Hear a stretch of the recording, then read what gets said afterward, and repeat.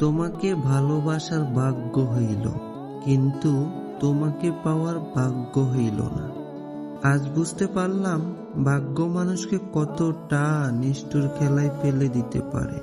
আমি সবসময় ভাবছিলাম তুমি আমার হবে, আমি তোমাকে আমার জীবনের শেষ মুহূর্ত পর্যন্ত আঁকড়ে ধরে রাখবো।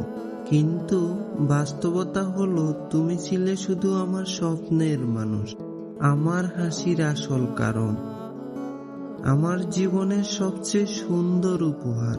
অথচ সেই উপহারটাকে আমি কোনো দিন আমার হাতে পাইনি।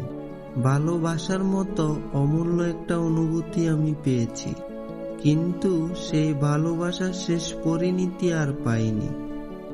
হয়তো আল্লাহর ইচ্ছাই এমন ছিল তুমি আমার হবে না, কিন্তু তোমাকে ভালোবাসার সৌভাগ্যটা যেন কেবল আমার ভাগ্যেই লিখে দিলেন।